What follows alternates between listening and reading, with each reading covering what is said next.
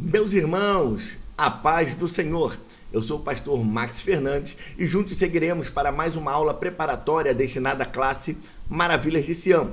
Neste momento eu quero louvar a Deus pela vida de nossos líderes, pastor Alessandro Malafaia e pastor Aline Malafaia, presidentes da Assembleia de Deus em Campo Grande, aqui no Rio de Janeiro. Que o bom Deus em Cristo derrame as mais selecionadas bênçãos dos céus sobre suas vidas. Também louvo a Deus pela vida do nosso superintendente-geral do campo, evangelista Leonardo Souza, que tem desempenhado frente à Escola Bíblica Dominical um excelente trabalho para a glória de Deus. Já peço a você que ainda não é inscrito em nosso canal para se inscrever e também ativar o sininho das notificações para receber todas as atualizações das nossas aulas, bem como fazer com que mais pessoas assistam, sejam impactadas pela palavra de Deus e sejam abençoadas em nome de Jesus. Ao longo dessa aula serão destacadas 3 palavras-chave que deverão ser memorizadas, portanto, fique atento até o final e seja abençoado em nome de Jesus. Vamos então para a nossa aula. A aula de hoje faz referência à lição de número 6 da revista Betel Dominical, a oração, uma disciplina indispensável aos discípulos de Cristo. Esta aula vai ao ar no próximo domingo, dia 8 de fevereiro, e ela, mais uma vez eu destaco, tem caráter preparatório.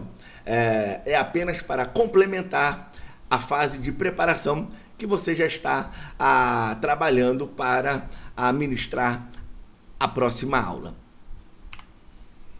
Vamos então para o texto áureo. No texto áureo, irmãos, eu gostaria de destacar 2 palavras importantes que aparecem. É a misericórdia e a graça. Lembrando que a misericórdia está sempre relacionada ao Antigo Testamento, enquanto que a graça sempre vai referir-se ao Novo Testamento. Misericórdia está relacionado ao que nós merecíamos. E o que nós merecíamos? A condenação. Percebam que nós não somos condenados porque as misericórdias do Senhor são a causa de nós não sermos consumidos, conforme Lamentações 3, 22 e 23. As suas misericórdias não têm fim. Elas, então, se renovam a cada manhã, porque grande é a fidelidade do Senhor. Enquanto a misericórdia está relacionada ao que nós merecíamos, que é a condenação, a graça, por sua vez, que aponta para a nova aliança, o Novo Testamento, está relacionado ao que nós não merecíamos. E o que nós não merecíamos, irmãos? Nós não merecíamos a salvação. E por que nós somos salvos? Efésios 2:8. Porque pela graça sois salvos, por meio da fé. E isto não vem de vós, é dom de Deus, não vem das obras, para que ninguém se glorie, porque somos feituras suas, criados em Cristo Jesus para as boas obras, as quais Deus preparou para que andássemos nela. Percebam que ao olhar para este versículo, que trata sobre a graça, relacionada ao que nós não merecíamos, que é a salvação, nós percebemos que a salvação tem uma causa, a graça. A salvação tem um instrumento, a fé. A salvação tem um propósito, a glória de Deus. E a salvação tem uma evidência, as boas obras. Portanto, é bom destacar já no texto áureo essas 2 palavras, misericórdia e verdade. Perdão, misericórdia e graça. Agora, a verdade aplicada diz assim: para perseverarmos até o fim, é indispensável cultivar uma vida de oração em harmonia com a palavra de Deus e a ajuda do Espírito Santo. Então eu destaco aqui uma tríade, um trinômio que é importantíssimo para a prática da vida cristã diária e nós vamos pormenorizá-lo lá na frente. A vida de oração, a palavra de Deus e o Espírito Santo. Percebam que o autor, na verdade aplicada, ele vai destacar uma vida de oração. Não é um momento de oração, não é uma hora de oração, não são 2 horas de oração, é uma vida inteira de oração. Deus te chamou para ter comunhão com Ele, se relacionar com Ele, através de uma vida de oração. Pois bem, Os objetivos da lição sempre são 3, baseados no texto de referência de Mateus capítulo 6, do 5 ao 9. E esses 3 objetivos, irmãos, precisam ser o norte para os tópicos que se seguirão. O primeiro objetivo ligado ao primeiro tópico, o segundo objetivo ligado ao segundo tópico e o terceiro objetivo ligado ao terceiro tópico. Isso vai fazer com que você seja orientado corretamente na condução da sua aula. Então preste atenção nos objetivos, porque eles servem para orientar e para que no final da aula todos, tanto o professor quanto o aluno, estejam aptos a destacá-los. A estrutura da nossa lição, ela se dá em 3 tópicos que serão subtopicados lá na frente. O primeiro tópico, a relevância da oração. O segundo, a convicção da eficácia da oração. E o terceiro, a oração e o consequente avivamento que advém de uma vida de oração.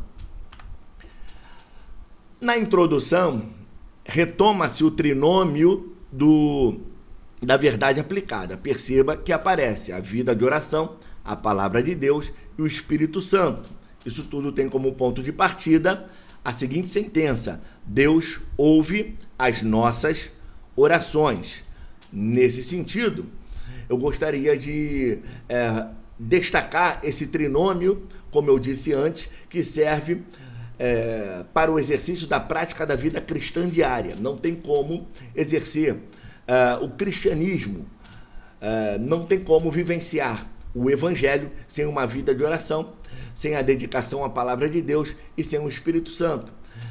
Eu lembro aqui do conselho do apóstolo Paulo a Timóteo, em 2 Timóteo capítulo 1, versículo 6. Despertes o dom de Deus que há em ti. Isso tem alguma coisa a ver com o que está escrito em Efésios capítulo 5, versículo 18.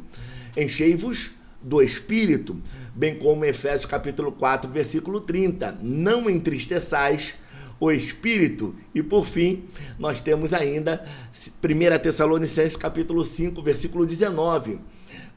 Orai sem cessar. E no versículo 19 ele diz: não apagueis o Espírito, ou seja, não apague a chama do Espírito que arde em nossos corações. Nesse sentido, para que a chama permaneça acesa, nós precisamos manter uma vida de oração, nos aplicarmos à palavra de Deus e sempre contar com o auxílio ou a ajuda do Espírito Santo de Deus.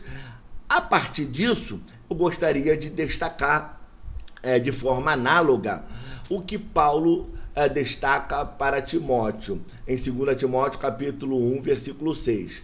Despertes o dom de Deus que há em ti, ou seja, mantenha a chama acesa. Perceba que para que haja fogo, que é a combustão, é necessário que 3 elementos estejam ligados, interagindo no ambiente. O primeiro elemento é o combustível. E o que é o combustível? O material que vai queimar e alimentar o fogo.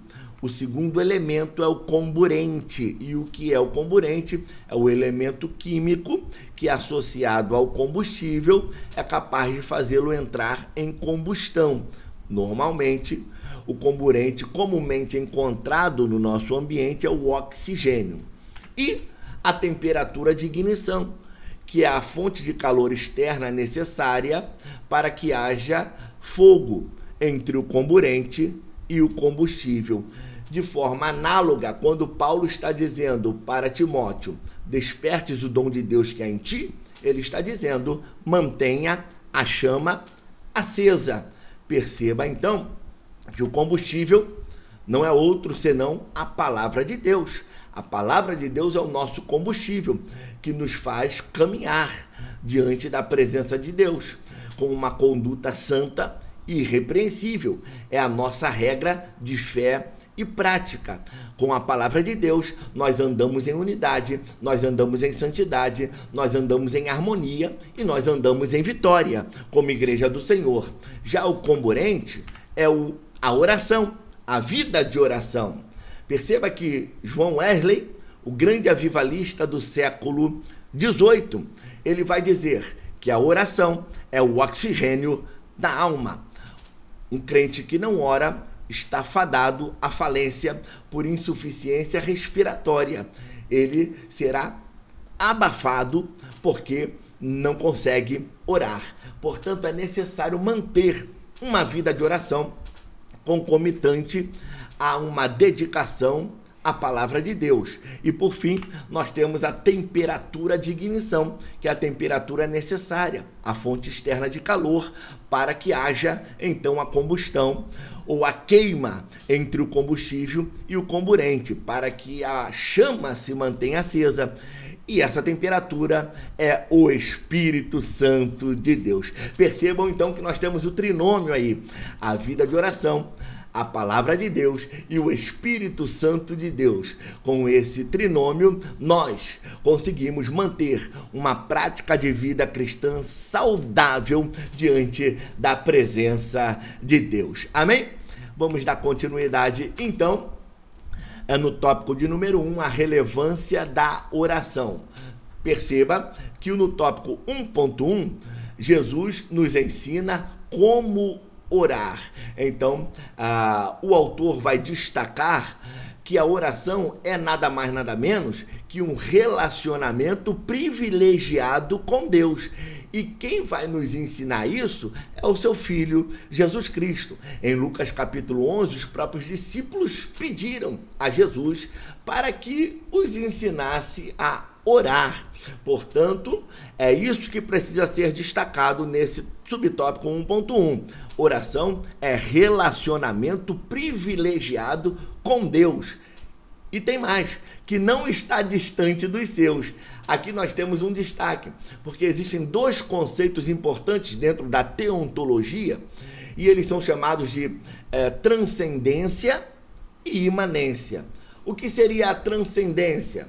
Transcendência é, na verdade, quando nós apontamos um Deus superior, um Deus que está além da nossa natureza, do nosso ambiente, um Deus soberano, um Deus infinito, ético, bom, transcendente, onipotente, onipresente, onisciente, perfeito em todas as suas dimensões e que está separado e distante de nós. Mas a imanência, por outro lado, ela aponta para um Deus que é grande, mas ao mesmo tempo é capaz de se relacionar intimamente com a sua criação, com os seus filhos, com os filhos de Deus, conosco. Olha o que Isaías vai dizer sobre a transcendência e a imanência de Deus. Isaías 57:15 diz: porque assim diz o alto e o sublime, que habita na eternidade, cujo nome é santo. Num alto e santo lugar habito, como também com o contrito e abatido de espírito, para vivificar o espírito dos abatidos e para vivificar o coração dos contritos. Isaías, ele está dizendo que esse Deus, que é alto e é sublime, ele tanto habita em um santo lugar e alto lugar, isso aí é a transcendência, como também habita com o contrito e abatido de espírito, e aí já é a imanência de Deus. Oração é isso, é acessar o inacessível. Oração é isso, é relacionamento com um Deus que é alto, que é sublime, que habita num alto e santo lugar, mas que por meio da oração ele é capaz de habitar em nossos corações, em nome de Jesus. Amém? No tópico 1.2, nós temos a oração modelo ensinada por Jesus. Aqui a gente precisa destacar que a oração modelo não é para ser repetida como uma reza, como fazem outras pessoas. Na verdade, a oração modelo, ela deve ser entendida como uma sequência lógica. E nós vamos agora apresentar essa sequência, esse passo a passo da oração que Jesus Cristo deixou para nós como modelo, a oração dominical, em Mateus capítulo de número 6. Então vamos lá. Percebam que nós temos aqui 5 P. O primeiro P é o Pai, o segundo é o pão, o terceiro é o perdão, o quarto é a proteção e o quinto é o poder. Pai, pão, perdão, proteção e poder. Vamos ver o primeiro P, que é o Pai. O que aparece? Pai nosso que estás nos céus. Isso é a paternidade. Santificado seja o teu nome, aponta para a santidade. Venha o teu reino, aponta para a majestade. Seja feita a tua vontade, indica a soberania. Assim na terra como no céu. Então nós falamos sobre a imensidão de Deus. Deus não é só infinito, Deus não é só eterno, ele é imenso. Já no pão diário, nós indicamos a nossa total dependência a Deus em cada dia. Já no perdão paternal, existe uma condicionante, ou seja, nós precisamos receber o perdão dos outros, mas, sobretudo, precisamos também liberar o perdão. Existe uma reciprocidade no que se refere a perdão. Já na proteção do mal, nós temos então o livramento que Deus concede aos seus nos momentos difíceis, e no poder real nós reconhecemos a soberania, a majestade e o poder de Deus na exaltação. Essa é uma sequência lógica de qualquer oração. Portanto, quando nós orarmos ao Senhor, nós precisamos seguir esta sequência que o próprio Cristo nos ensinou. Primeiro, nós vamos adorar. Depois, nós vamos pedir. Em seguida, nós vamos nos confessar. Já na proteção, nós vamos interceder. E no final, nós vamos agradecer, exaltando ao Senhor. Se você olhar bem, são 5 tipos de oração: oração de adoração, oração de petição, oração de confissão, oração de intercessão e, por fim, oração de gratidão, exaltando ao nome do Senhor. Amém? No tópico 1.3, Cristo vai falar de uma característica, o autor vai falar de uma característica que é orando em secreto. É isso que nós aprendemos, tá? Lá em Mateus capítulo 6, quando Jesus, no Sermão do Monte, vai destacar os atos de justiça, e ele vai falar sobre a oração. É isso que nós precisamos destacar. Indo lá para o nosso texto, Mateus capítulo 6, nós temos aí então 6 características que merecem destaques nesse tópico, que fala sobre a oração e como ela precisa ser. Então nós temos a primeira característica, que é a discrição. Tudo isso está em Mateus capítulo 6, tá? Do 5 ao 8. A primeira característica é a discrição. A oração não deve ser acompanhada de ostentação. Segunda característica, a sinceridade. A oração não deve buscar aplausos dos homens. A terceira característica é a simplicidade. A oração não deve ser um amontoado de repetições. A quarta característica é sem alarde, ou seja, sem alardear. A oração deve ter um caráter secreto. Quinta característica é a direção. A oração deve ser feita diretamente a Deus. Por isso a gente chama de patrofinalizada, ou seja, uma oração finalizada em nome de Deus. Ela é mediada por Cristo e ela é também auxiliada pelo Espírito Santo. É pneuma amalgamada, como a gente diz na teologia. Pneuma é o Espírito Santo e amalgamada porque está uma mistura aí, como a Bíblia diz, o Espírito Santo nos ajuda a orar como convém, porque nós não sabemos pedir, e ele intercede por nós com gemidos inexprimíveis. A gente chama isso de pneuma amalgamada. A oração é pneuma amalgamada, cristomediada e patrofinalizada. Amém? Mas isso é só para você entender. E também a sexta característica, é a característica da devoção. A oração deve ser feita com um coração piedoso. Ou seja, a gente só consegue ter essa devoção, esse coração piedoso, partindo daquele trinômio na prática da vida cristã diária. E que trinômio é esse? Vida de oração, dedicação à palavra de Deus e total dependência do Espírito Santo de Deus. Amém?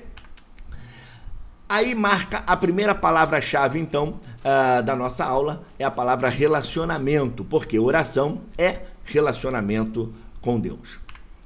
No tópico 2, nós vamos estudar a convicção na eficácia da oração. Então, 2.1, Deus está atento aos cristãos ou ao cristão que ora. Aqui, o autor vai destacar tá? Que Deus conhece todas as coisas, mas há necessidade de nós pedirmos em oração para mantermos, então, esse relacionamento saudável e salvífico com Deus, ok? Então, eu destaco aqui para vocês nesse tópico 3 segredos de uma oração eficaz, baseado em Mateus capítulo 7, do 7 ao 8, mais uma vez o Sermão do Monte. Nós temos algumas referências que vocês podem depois consultar com calma, tá? Mas esses versículos de Mateus 7, 7 a 8, nós temos aquele versículo tão conhecido que diz: pedi e dar-se-vos-á, buscar, encontrareis, batei e abre-se-vos-á. Tá? Então, 3 segredos de uma oração eficaz. O primeiro segredo é o segredo de pedir, tá? Isso aponta para a nossa necessidade. Nós temos que pedir. É claro que Deus conhece todas as nossas necessidades. Ele é onisciente e ele tem também um subproduto da onisciência chamado a presciência. Ele é onisciente, ele sabe de tudo e ele é presciente. Ele conhece de antemão todas as nossas necessidades, mas há a necessidade de nós pedirmos. Nós precisamos pedir. Ora, Jesus disse ao cego: o que queres que eu te faça? O cego disse: eu quero ver. Jesus disse: então veja, em nome de Jesus. É necessário pedir. O segundo segredo é o segredo de buscar. Isso aponta para esforço, isso aponta para diligência, isso aponta para sair da zona de conforto, isso aponta para movimento. Nós precisamos buscar.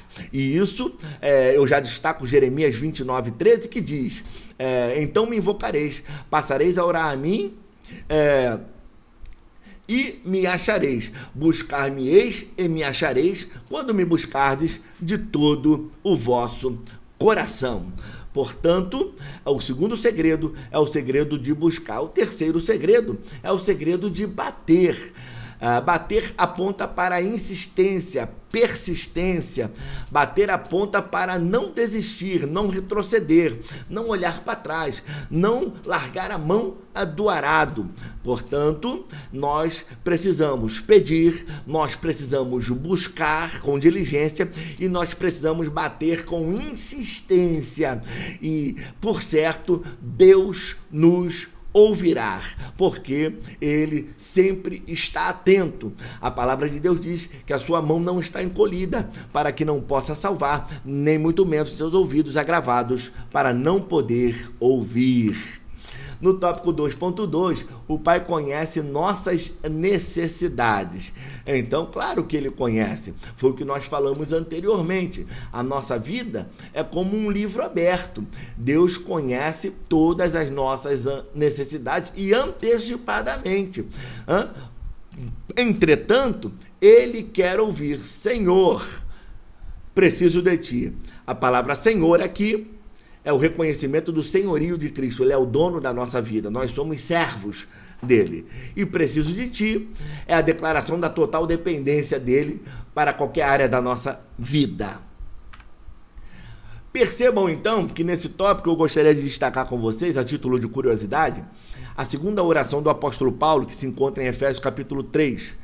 Na carta aos Efésios, Paulo faz 2 orações, uma no capítulo 1 e uma no capítulo 3. O ápice, o clímax dessa oração é o versículo 20. Olha só o que Paulo vai dizer no versículo 20. Ora, aquele que é poderoso para fazer tudo, muito mais abundantemente além daquilo que pedimos ou pensamos, segundo o poder que em nós opera. Percebam que no ápice dessa oração, só nesse versículo, Paulo apresenta Deus, o Deus que responde em 7 estágios progressivos e complementares às nossas orações. Olha o que Paulo está dizendo.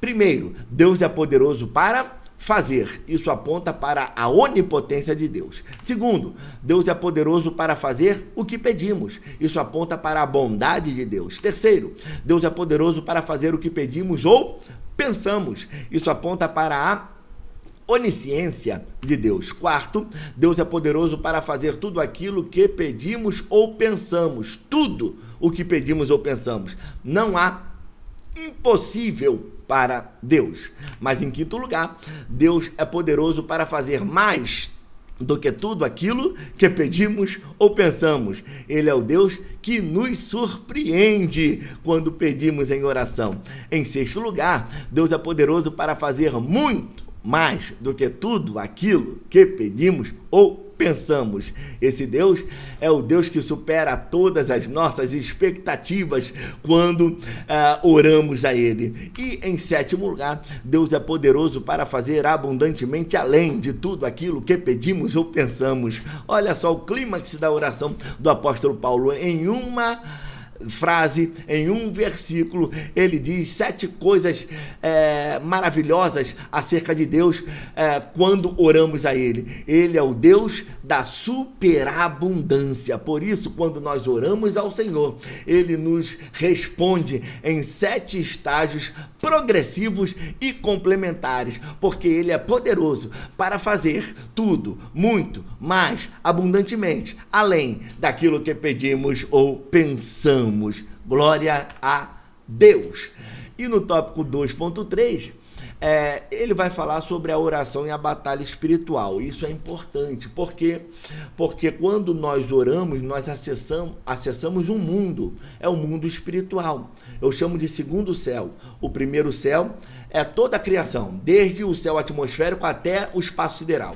O terceiro céu, conforme 2 Coríntios capítulo 12, é o paraíso, onde Deus habita. Entre o primeiro céu e o terceiro céu está o segundo céu, o mundo espiritual. Paulo vai chamar de regiões celestiais em Efésios. E olha que coisa interessante, Efésios capítulo 6, versículo 10, a partir do versículo 10, o apóstolo Paulo e o autor vai destacar a necessidade de nós estarmos munidos de toda a armadura de Deus.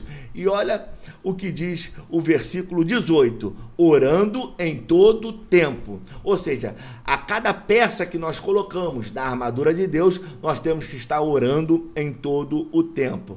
Agora, eu quero destacar algo que vai além. Por quê? Porque o apóstolo Paulo, em Efésios capítulo 6, a partir do versículo 10, ele vai falar sobre a armadura de Deus, que é o nosso EPI, o equipamento de proteção individual, nessa batalha espiritual. Mas, sobretudo, ele vai dar característica de quem é o nosso inimigo, antes de tudo. Porque nós não precisamos só nos conhecer, nós precisamos conhecer quem é o nosso inimigo em uma batalha. E é assim que acontece. Olha o que o apóstolo Paulo vai dizer: revesti-vos de toda a armadura, para que possais estar firmes contra as astutas, ou seja, primeiro, nosso inimigo é astuto, ciladas do diabo. Segundo, diabo no grego significa acusador. Ele é astuto e, em segundo lugar, ele é acusador, porque não temos que lutar contra carne e sangue. Em terceiro lugar, o nosso inimigo é invisível, ele é espiritual, mas sim contra principados, potestades, príncipe das trevas e hostes espirituais. Percebam que está no plural, todos esses adjetivos, todos esses predicados estão no plural, porque, em quarto lugar, o nosso inimigo é numeroso. Agora, hostes espirituais da maldade. Em quinto lugar, ele é mau, ok? Nos lugares celestiais, que é o mundo espiritual. Portanto, tomai toda a armadura de Deus para que possais resistir o dia mau. Aqui, o mal com U não é o pecado, o mal moral. O mal com U é a calamidade, é o dia ruim. É quando acontece alguma coisa ruim que nos envolve. Porque todos nós passamos por momentos difíceis. Então, nesse dia mau, esse inimigo vai estar lá. Por quê? Porque, em sexto lugar, ele é oportunista. Havendo feito tudo, ou seja, além de ele estar lá no dia mau, ele vai tentar de tudo para fazer você parar. Por quê? Porque ele é persistente. Em sétimo lugar, ele é persistente, mas munidos de toda a armadura de Deus e orando o tempo todo, nós permaneceremos firmes em nome de Jesus. Amém? E aí vai, então, a segunda palavra da nossa aula, a palavra-chave é revestimento. Oração não é só relacionamento, oração também é revestimento para combater um bom combate na obra de Deus. Vamos então para o nosso último tópico, oração e avivamento.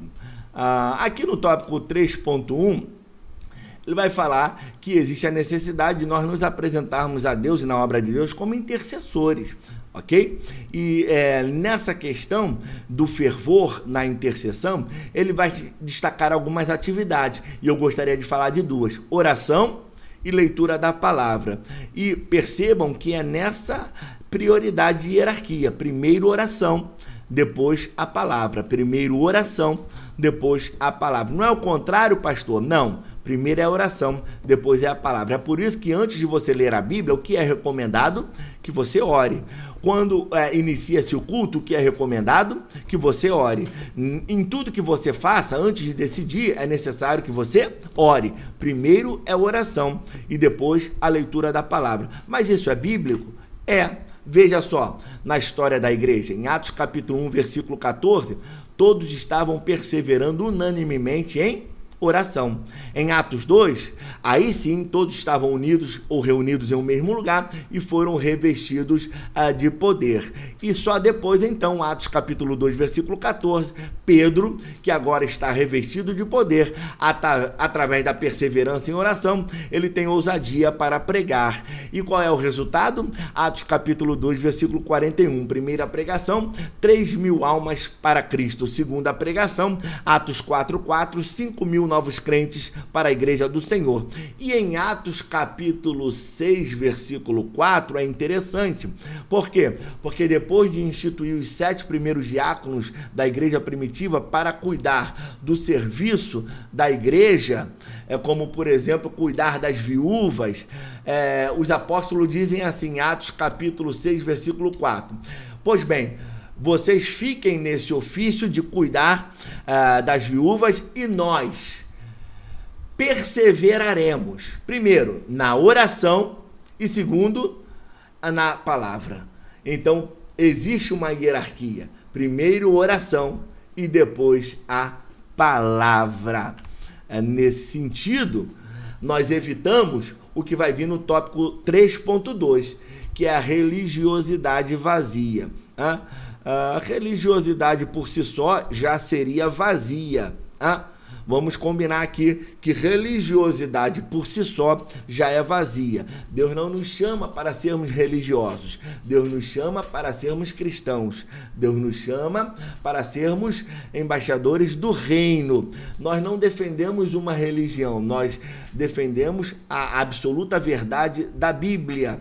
Nós defendemos o evangelho que transforma, que purifica, que regenera, a palavra de Deus. Nós defendemos o único caminho que produz libertação, instrui a vida eterna e conduz a Deus. E este caminho é pavimentado pelo sangue, sinalizado pela verdade e ornamentado pela graça. Esse caminho é o próprio Jesus Cristo.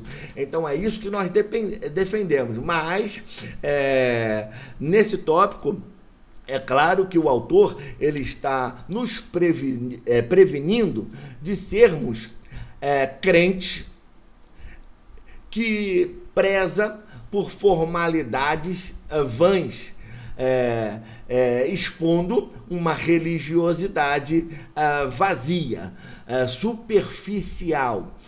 E nesse sentido, nós precisamos buscar incessantemente ao Senhor para não sermos envolvidos nesse tipo de religiosidade. Aqui eu destaco, então, para prevenir-nos dessa religiosidade, o que está registrado em Romanos capítulo 12, versículo 1, 2 e 3. Olha que interessante. Existe um padrão aqui para nós nos apresentarmos diante de Deus. Olha o que ele diz: rogo-vos, pois, irmãos, pela compaixão de Deus, que apresenteis, tá? Isso aí fala de oração, porque nós só conseguimos nos apresentar diante de Deus por meio da oração. A oração é a chave que abre a porta do céu para a nossa vida. Perfeito? Nesse sentido, nós devemos nos apresentar como corpos em sacrifícios vivos, santo e agradável a Deus, que é o vosso culto racional. Isso aponta para o quê? Para a consagração. Nós precisamos ser consagrados ao Senhor. Paulo chama isso de irrepreensíveis. Ok? Ele continua: e não sejais conformados com esse mundo. Isso fala de separação. Nós não temos que obter adotar a forma ou a forma do mundo, mas precisamos, em separação, ser santificados para uso exclusivo do Senhor. Em terceiro lugar, sede transformados pela renovação do vosso entendimento. Isso fala de transformação. O ambiente que nós estamos inseridos, nós devemos transformá-lo através da nossa influência. Nós precisamos influenciar e não sermos influenciados pelo ambiente que estamos inseridos. Ele continua dizendo: e não penseis de si mesmo além do que convém. Olha o que ele está falando, aponta para a humildade. Aonde Deus me colocar, eu não posso pensar de mim mesmo que eu estou muito bem, que eu sou o melhor, que eu faço bem, que se eu não fizer ninguém faz. Não, nós temos que ter humildade. Isso faz parte de nós mantermos uma vida consagrada, separada e transformada por Deus, evitando a religiosidade ou uma vida cristã vazia. Nesse sentido, ele diz, tenha humildade. Saiba que você veio do pó, você é barro e você voltará para o pó. Saiba que você não sabe tudo. Saiba que pessoas mais humildes podem saber mais do que você. E saiba que, independente da sua posição, você pode estar equivocado. Então você precisa voltar e ter humildade para recomeçar. É isso. E também continua. Pense com moderação. Isso fala de equilíbrio. Precisamos ter equilíbrio entre a verdade e o amor. Uma verdade sem amor é brutalidade. Um amor sem verdade é libertinagem. Nós precisamos atuar na obra de Deus com verdade, mas também com amor, como diz o apóstolo Paulo na carta aos Efésios. E terminando conforme a medida da fé. Isso fala de responsabilidade. Você vai fazer até onde Deus te capacitou para fazer, conforme a medida da fé que Deus repartiu a cada um. Então percebam que um padrão de cristão que evita a religiosidade vazia é um cristão que é consagrado, separado, transformado, humilde, equilibrado e que tem responsabilidade com a obra de Deus, por meio de uma vida de oração, de uma aplicação da palavra e a ajuda do Espírito Santo de Deus. Pois bem, no tópico 3.3 nós temos o avivamento vem da perseverança, claro, perseverança em oração. Oração traz avivamento, não tem como ser diferente. Ele vai destacar aqui, que o próprio Senhor vai dizer em Lucas capítulo 18, clamam a Ele de dia e de noite. Oração trará avivamento, e avivamento é mudança de comportamento, é metanoia. Avivamento é você de fato ser transformado, ser impactado pela palavra de Deus, e não só você, mas todo o ambiente que está em sua volta. Grandes avivalistas impactaram nações. Grandes missionários impactaram nações através de uma vida intensa de oração. E é isso que eu quero destacar agora, para auxiliá-los. E depois vocês podem pesquisar melhor. Eu vou trazer aqui alguns personagens que foram marcados na história da igreja, sobretudo no século 18 e 19, na era missionária. Esses missionários tiveram muita coisa em comum. Por exemplo, o David Brainerd, ele era inglês de confissão presbiteriana e ele atuou na sociedade indígena norte-americana, os Peles Vermelhas. Ele então morre aos 29 anos de tuberculose, mas já tinha evangelizado todos os índios norte-americanos, promovendo um grande avivamento naquela terra. O próximo, o Christian Friedrich Schwartz, ele era de confissão luterana, um pastor alemão, e o campo missionário dele foi a Índia Britânica. Também foi um grande avivalista e mantinha uma vida de oração. O próximo é o William Carey. Ele é um pastor de confissão batista inglês e o campo missionário dele também foi a Índia, na época que a Índia era uma colônia britânica. Irmãos, quando a gente fala de Índia, nós estamos falando de um país que tem uma religião predominante de 4.000 a.C. Nós estamos falando do hinduísmo, que tem aproximadamente 300 milhões de deuses. E esses homens, como missionários, foram lá e evangelizaram. Adoniran Judson, um pastor americano de confissão batista, ele atuou na Birmânia, onde hoje é um país do Sudeste Asiático chamado Mianmar, ok? E detalhe, todos esses homens de Deus, eles atuaram não na sua língua nativa, eles atuaram na língua local, ao ponto de traduzirem a Bíblia para o vernáculo local. Ok? Eles não só tinham uma vida de oração, mas sobretudo atuaram na palavra de Deus, traduzindo a Bíblia para o idioma do campo missionário. Eles aprenderam e traduziram a palavra de Deus. David Livingstone, esse aqui era um escocês congregacional que atuou na África Austral, ou seja, no sul da África, bem no centro-sul da África. Esse personagem, esse grande homem de Deus, atuou por muitos anos na África, no continente, na época era um continente esquecido, estamos falando no início do século XIX, e morreu aos 74 anos. Como ele morreu, foi encontrado na sua casa, lá no meio da África, de joelhos. Ele morreu na posição de oração. Por quê? Porque todos esses homens tinham algo em comum. Eles tinham uma vida de oração no seu relacionamento com Deus. Por isso, foram grandes avivalistas da obra de Deus. Nós temos também John Gibson Patton. Olha só, é um escocês de confissão presbiteriana que evangelizou nativos canibais das Ilhas Novas Hébridas, hoje Vanuatu. Eram canibais, irmãos. E ele chegou lá e Deus providenciou como que um sinal de Jonas. Assim como Jonas chegou em Nínive e eles creram em Deus, esse homem chega de maneira extraordinária nessa ilha. E quando chega lá, ele chega de uma forma que os nativos que eram canibais entendem que foram os deuses que o enviaram. E a história dele é assim. E ele passa a conviver com os canibais que se tornam cristãos, deixam e abandonam essas práticas, e ele ainda traduz a Bíblia para o idioma deles. Olha que coisa interessante.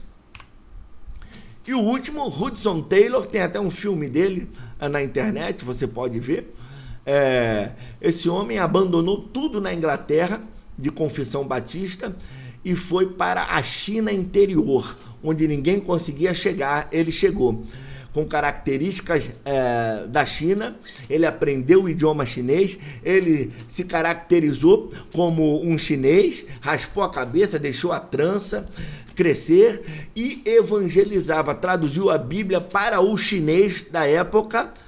Perceba quão dedicados foram esses homens e, sobretudo, no que diz respeito à oração, para promover um grande avivamento em seus campos de trabalho. E é isso que Deus espera de nós. A terceira palavra é perseverança. Oração não é só relacionamento, oração não é só revestimento, oração também é perseverança na obra de Deus. Portanto, nós concluímos, tá? E que o Espírito Santo nos ajude em todo o tempo para não deixarmos de desfrutar as bênçãos de nos achegar a Deus com confiança, em ter a certeza de que, confiando em Jesus, que intercede por nós, nosso Pai Celestial está disposto e pronto a nos ouvir e conceder tudo o que precisamos para perseverar até o fim. Meus irmãos, chegamos ao final da nossa aula e a minha oração é que Deus em Cristo nos abençoe a cada dia, para que possamos continuar fazendo a obra do Senhor até que Cristo venha, em nome de Jesus. Seja abençoado, em nome de Jesus. Amém.